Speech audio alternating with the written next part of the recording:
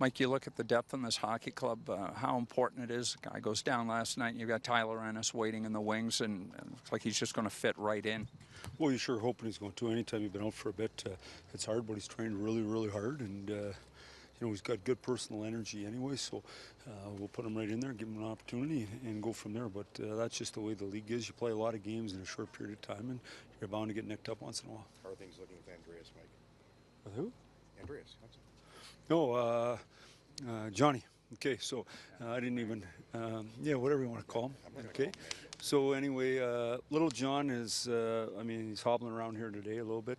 They don't seem to think it's a real big deal. He's going to miss tomorrow for sure, and then he'll be day to day. I don't know exactly what that means, but right now he's not available tomorrow. Austin was saying that he feels like the biggest part of his growth this season has been in the way he skates. Where has he improved in that regard? Well, he just his engine is just getting better and better. I don't know if people can understand is when you arrive in the league, no one really they know who you are. You're a good player and all that, but as time goes on, there's less and less and less and less and less space, and you got to skate better and better and better. And especially if you're going to play center, if you want to be a dominant two-way center, and when he talks to me, he always talks about that. You got to really skate, and it's not easy. And lots of nights when you don't feel it, you got to have legs, you got to push through it anyway.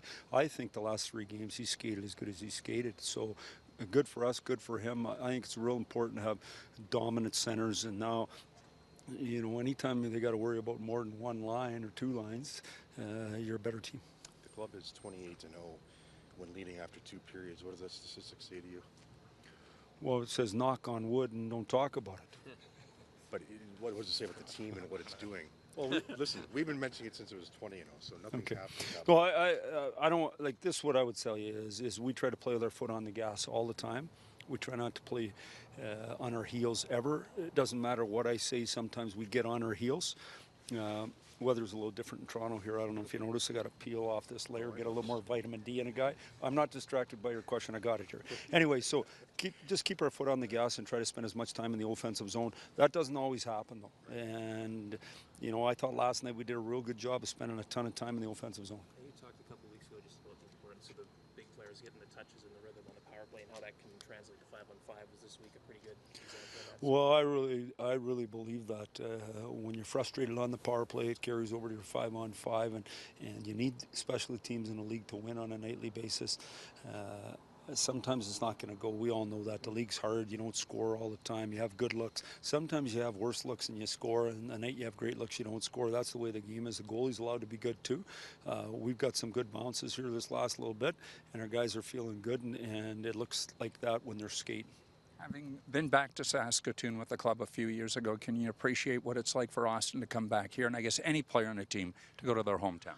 Well, I think so for sure, but it's a little different. He's 20 years old. It's a different program. He's an elite player. I'm just a hockey coach, so that's a different program. But in saying all that, anytime you get a chance to go home and you get to share what you're doing with your family, I think it's special. And, obviously to come to a city like this, I know my wife used to come here every 3rd weekend with my son as part of California hockey. When you're in Arizona, you're always here. And so they've done a real nice job of building players here and building the hockey program. And Austin's going to be a huge part of that as time goes on. Mitch was saying he always tries to make a special gesture in the warm-ups to a fan, threw a puck, took a picture with someone who had a sign for him yesterday. What stands out to you about him as a person? He seems to really kind of understand the importance of reaching out and making someone's day. Well, I thought that was great. I like all that stuff because I think as long as you understand that the only reason you get to do this for a living is because you got fans, you never lose sight of what's important. And the game's about the people and the people that love it. And the reason you're in it is because you love it. You do it for free.